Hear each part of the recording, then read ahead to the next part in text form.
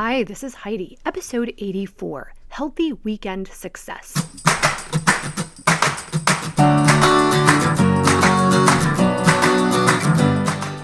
Life isn't a spectator sport. Success comes to those who show up every day with a pocket full of courage, grit, and a little sparkle. I'm glad you're here.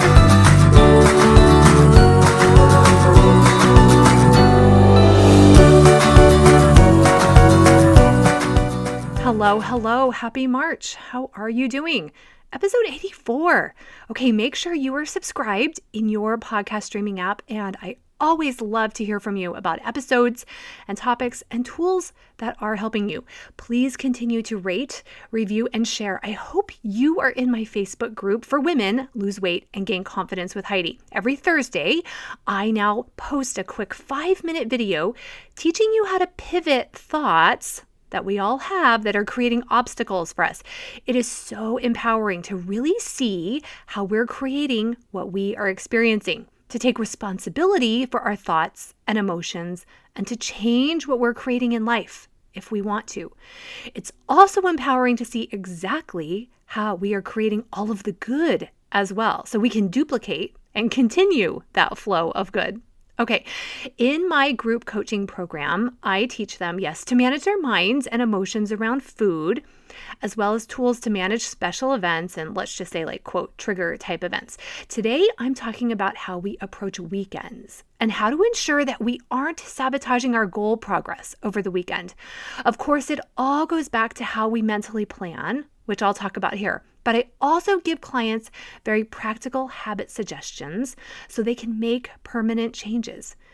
It's so easy for them to think, well, this is just how I've always done it, or this is how people around me do it. And I'm always trying to give y'all and clients a different perspective.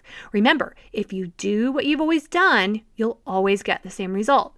Women who work with me want change. They want a different future. And the good news is often we don't have to change too much to get great results. Before I get into about 7 tips for weekend health success, I first want to lay the foundation that it's common for women to have the mindset that, well, I'll be really good, however they might define good, maybe following a meal plan or tracking and being aware, no desserts during the week. So I'll be good during the week. So then maybe their mind says, I'm on during the week, and then because I was so good, I deserve to go off this plan over the weekend. This entire story and belief and practice is the root cause of yo-yo dieting. It is an example of all or nothing thinking, which I have another podcast on. I'll link that episode in the show notes. And this mindset sets us up for failure or sabotage. We're always on plan, y'all. We just trick our heads because we want to go unconscious from our choices. We don't want to have to deal with possible discomfort. We want to eat to feel better. We like how buffering in the moment feels. So we tell ourselves a lie that we, quote, deserve a weekend of eating what we want. We're forgetting that what we also deserve is to feel good, to be healthy. We deserve energy. We deserve to make commitments to ourselves and keep them. So always be on to your lower or primitive brain that wants that instant pleasure. You're programmed to want to be off plan so you get more pleasure and less emotional pain. It's just that this creates greater negative in our lives if we don't manage this brain and these thoughts by our higher prefrontal cortex. The higher brain is what needs to come in and say, hey, a huge buffet Saturday breakfast out will feel good in the moment, but it's not going to feel good Monday morning. The higher brain always has to give us balance. The higher brain is what helps us dismantle this all or nothing thinking. The higher brain, which we all have, and we can develop the muscle to manage, this brain helps us develop a plan where we do incorporate meals out or desserts or whatever it is, and it reminds us to stay conscious, intentional, and that is what is the plan because we want to lose weight exactly how we will maintain it. So really learning how to manage our minds and habits over weekends is a fantastic way to every 7 days just reset our intentions and to look forward. So if I know the weekend will have different activities and events and meals and such from the week, I like to take 5 minutes Friday night to just think through it all, play it out in my mind. And visualize like, when will I exercise? How will I get my water in? Maybe decide where I'll eat dessert and eat foods that I'll desire. And also visualize how I want to feel Monday morning. By taking just a few moments to do that, my brain has already rehearsed choices I want to make. I know how it'll feel to say yes or no to certain things. I know what I'll need to do or not do to feel better. Does a Saturday morning run or workout get me energized for the weekend? Or do I need some meditation and refocusing? Okay, here's 7 tips to make sure your weekends are part of your healthy success plan, not a 2-day mental and emotional vacation from intentional choices. Okay, first, on the weekend, eat as closely to the type of foods you eat during the week. Stay as consistent as possible because, again, you're practicing habits of permanent change. If you notice your weekend eating is wildly different than during the weekend probably includes a lot more high-calorie, less nutritious, low-quality foods, probably a ton more sodium, so you'll start retaining water. Now, of course, you're probably going to vary some on the weekend, and this is good.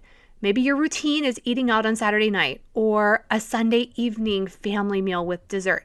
Plan all of these things. These are part of the plan. You want to incorporate these things. They are part of permanent, healthy lifestyle choices. So notice we're not going, quote, off plan to have dessert or whatever it is.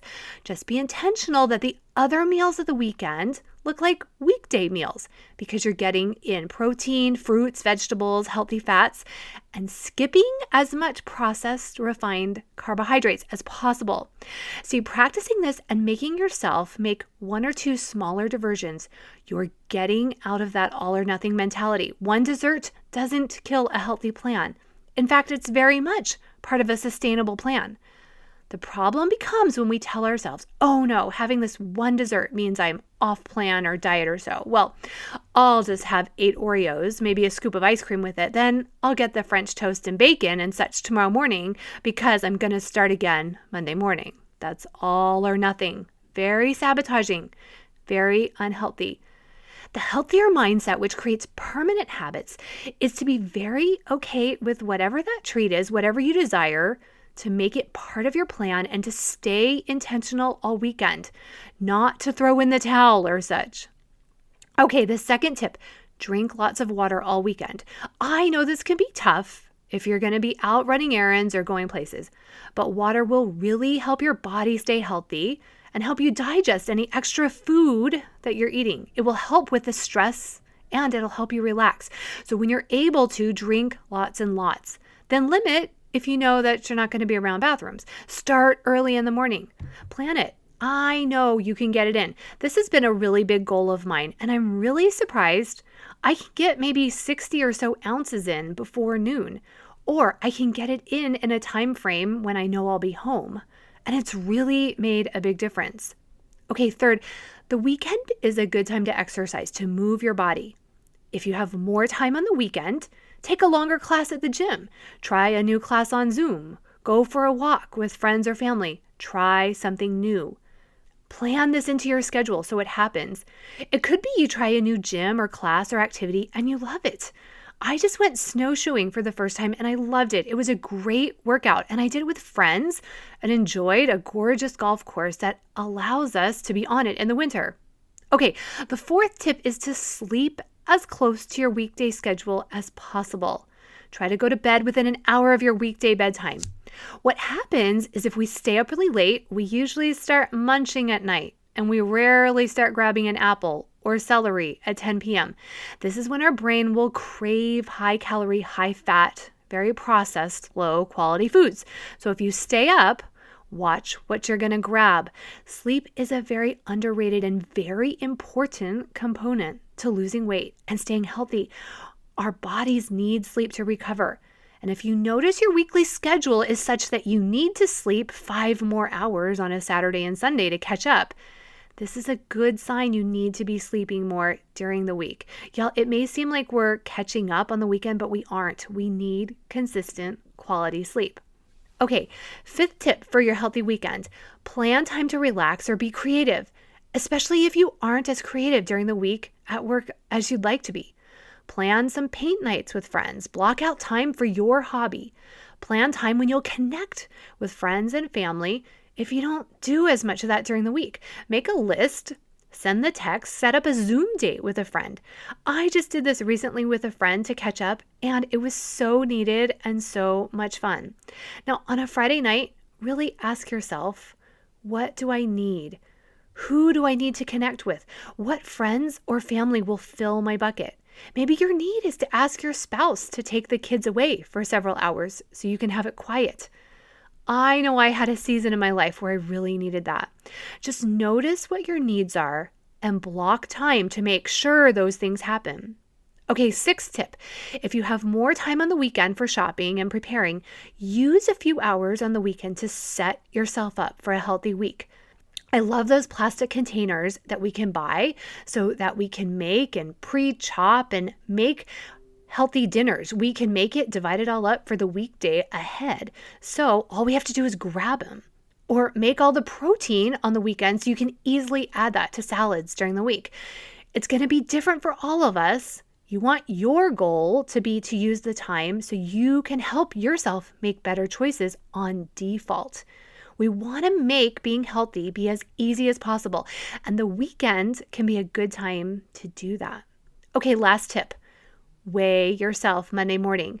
You're going to eat and approach the weekend very different if you know you get on the scale on Monday. Now, I know some people don't like the scale, and it's only because you haven't been taught how to manage your mind around the number. If you want help, I can help you. Join my group. In fact, I just gave my group a worksheet on thought work before and after you weigh. If you know you're going to do this, you stay intentional. You'll start noticing the dessert out on Saturday night doesn't impact the scale. You'll get the water in. You'll go to the gym on Saturday morning. You'll take your family for a walk. You'll get sleep. You'll have more motivation to say no to the ice cream each night at 10 p.m. when it's calling out to you. I love doing the mind and habit work around weekends because it really is the pattern of our lives. We want to fully own and be in integrity with ourselves at all times. We don't go in and out of life. We're always here, and we live such fuller lives when we're staying present and being deliberate at each moment. Deliberate includes an extra here and there. Deliberate just reminds ourselves we're people who take responsibility for all of our choices. Okay, make sure you're on my email list to get links to upcoming trainings. The next is going to include much more details on my story and making permanent changes. The next Lose 13 Pounds in 13 Weeks group is going to start mid-April. So you're going to want to make sure that you get the emails and you can join in early April. I am absolutely loving the women and the progress in my current group. They are having such great success on their minds and on their emotions. These are women investing in themselves and their futures. If you want to know how to use these tools to achieve your goals and to get out of your own way, sign up for a consult call at HeidiBenjaminson.com. I have only one more spot for private coaching, so sign up now if you want to come out of quarantine with a new mindset, body, and confidence. A confident mother is the greatest gift to her family. Not a perfect mother. Your family wants you to feel confident, anchored, and calm. I can help you uncover this version of yourself. Have a great week.